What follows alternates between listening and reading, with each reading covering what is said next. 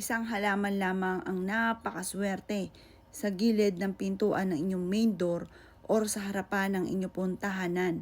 Pwede rin nyo itong ipasok mga bossing ko sa loob ng inyong pong tahanan at ang dulot nito ay napakaswerte.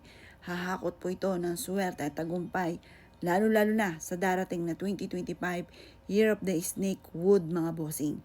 Kayo po ay maghanap sa halamanan ng golden palm or golden puno mga bossing. Yan yung nyug na golden. Yan po ay napakaswerte.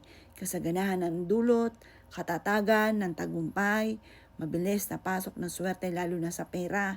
Ayan po mga bossing ko, huwag nyo lang palalakihin. Kahit yan po ay maging dwarfs or maging bonsai, ilagay nyo lamang po yan sa isang paso at ipasok nyo sa loob ng inyong tahanan. Huwag niyong lalagyan ng kung ano-ano sa yung mga bato, huwag niyong lalagyan ng bato, yung pinakalupa. Hindi rin po yung maganda dahil unang-una, nakakasakal po yan sa halaman.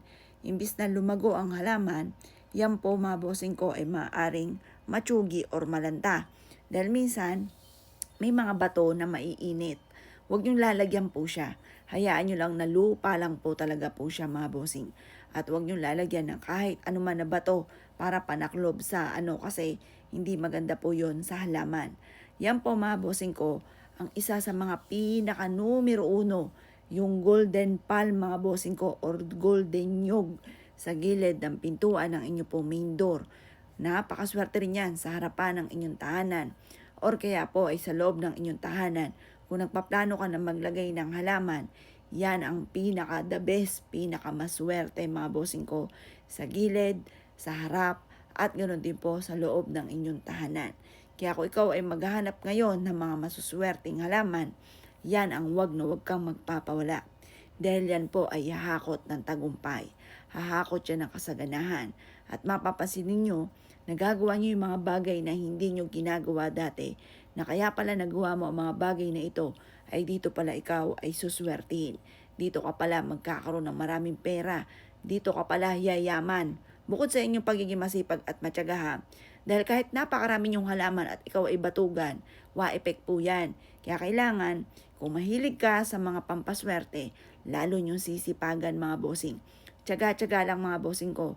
At kung ano man ang inyong ninanais, yung mga pampaswerte niyan ay dadalhin ka kung saan po kayo ay magiging matagumpay at matutupad ang inyong mga pinapangarap.